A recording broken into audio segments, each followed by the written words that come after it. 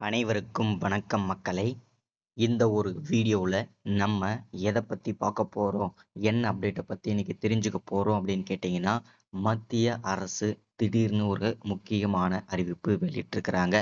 ஆமாங்க, ஏழை எளிய மக்கள் அனைவருமே எதிர்பார்த்து கொண்டிருந்த மிக மிக ஒரு முக்கியமான அப்டேட் அப்படின்னு கூட சொல்லலாம். அது என்ன அப்டேட் அப்படின்னு கேட்குறீங்கன்னா, எல்லாரும் தம்ப்நெயிலேயே டைட்டில்லையே பார்த்துருப்பீங்க.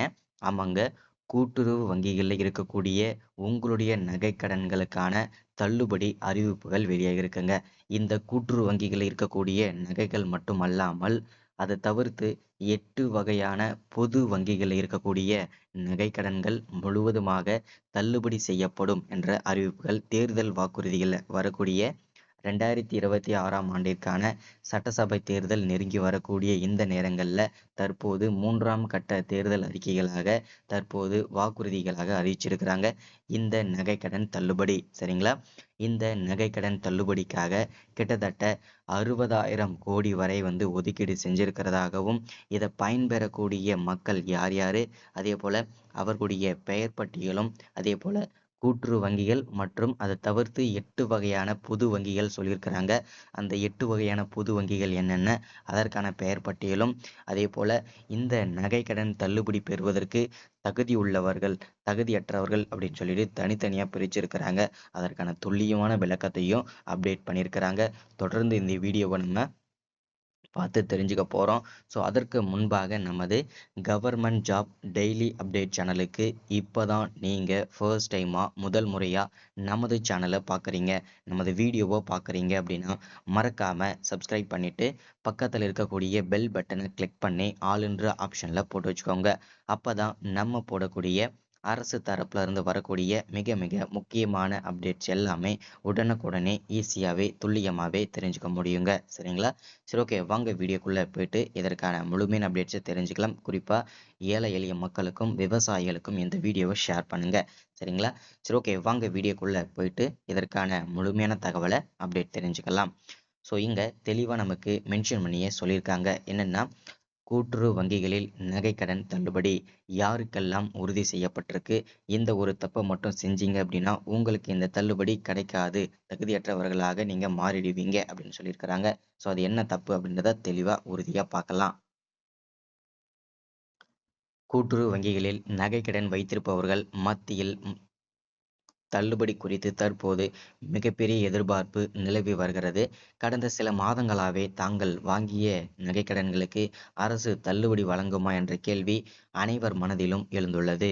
எனினும் தற்போது 3ஆம் கட்ட தேர்தல் வாக்குறுதிகளாக கூட்டுறவு வங்கிகளில் வழக்கமாக நகைக்கடன் தள்ளுபடி விவகாரத்தில் சில யதார்த்த நிலவரங்களையும் அறிந்து கொள்ள வேண்டிய உள்ளது. அதை பற்றி இங்கே தெளிவாக பார்க்கலாம். நகைக்கடன் தள்ளுபடி என்பது எல்லா கடன்களும் பொதுவான ஒன்றாகவும் இருக்காது. இதில் பல நிபந்தனைகள் விதிக்கப்பட்ட வாய்ப்புகள் இருக்கின்றன.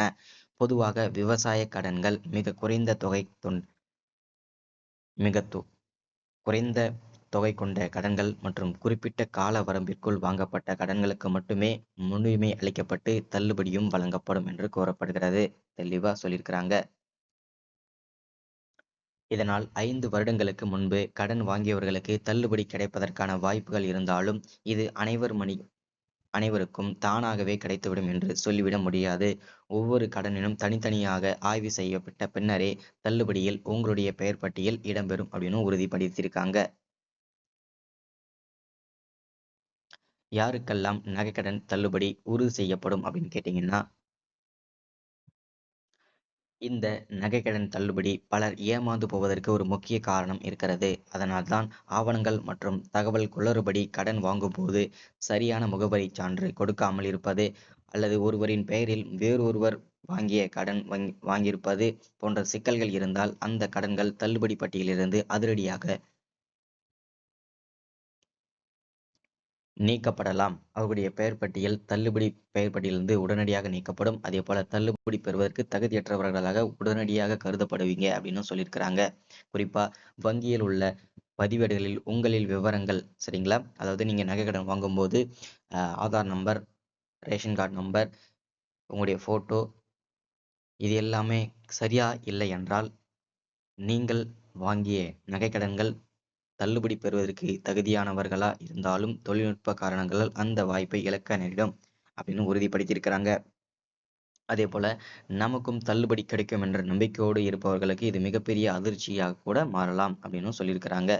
ஸோ அதே போல கூட்டுறவு வங்கிகள் மட்டுமல்லாமல் 8 வகையான பொது வங்கிகளில் இருக்கக்கூடிய நகைக்கடன்களும் தள்ளுபடி உறுதி செய்யப்படும் அப்படின்னு சொல்லியிருக்கிறாங்க. கூட்டுறவு வங்கிகளில் மக்கள் கூட்டம் அலைமோதி வருகிறது. தங்கள் பெயர் தள்ளுபடி பட்டியலில் வருமா? பழைய கடன்களுக்கு என்ன நிலைமை என்று பலரும் அதிகாரிகளிடமிருந்து கேட்டு வருகின்றனர். ஆனால் அரசு இன்னும் அதிகாரப்பூர்வமாக அறிவிப்பை ஏதும் வெளியிடவில்லை. தேவையற்ற வதந்திகளை நம்ப வேண்டாம் என்று நிபுணர்கள் எச்சரிக்கிறார்கள் அப்படின்னு உறுதிப்படுத்தியிருக்கிறாங்க. ஸோ இன்னைக்கான முக்கியமான அப்டேட் இதுதான். இந்த நகைக்கடன் தள்ளுபடி 100% உறுதி செஞ்சிருக்கிறாங்க. ஆனா அரசாங்கத்திடமிருந்து இன்னும் அதற்கான பெயர் பட்டியல் எந்தெந்த வங்கிகளில் இருக்கக்கூடிய நகைக்கடன்கள் தள்ளுபடி அப்படின்றதுக்காக தள்ளுபடி அறிவிக்கப்படலை. அதே போல நிபந்தனைகள் சொல்லியிருக்கிறாங்க. இதுதான் சரிங்களா. ஸோ இன்னைக்கான முக்கியமான அப்டேட் இதுதான். ஸோ இந்த நகைக்கடன் தள்ளுபடி உறுதி செய்யப்படும். உறுதி செஞ்சதுக்கு அப்புறம் அரசாணைப்படி உங்களுடைய நகைக்கடன்கள் தள்ளுபடி செஞ்சாங்க அப்படின்னா உங்களுக்கு நீங்க எந்த வங்கிகளில் நகைக்கடன் வாங்கியிருக்கீங்களோ அந்த வங்கிகளிலிருந்து உங்களுக்கு ஃபோன் செஞ்சே சொல்லுவாங்க, இல்லை மெசேஜ் அனுப்புவாங்க சரிங்களா, இல்லை லெட்டர் வடிவிலே அனுப்புவாங்க. ஸோ இன்னைக்கான முக்கியமான அப்டேட் இதுதான். ஸோ மறக்காமல் நீங்கள் சப்ஸ்கிரைப் பண்ணுங்கள், லைக் பண்ணுங்கள், ஷேர் பண்ணுங்கள். தேங்க்யூங்க. இது எல்லாமே இந்த மாதத்தோட முடிச்சிடும் சரிங்களா.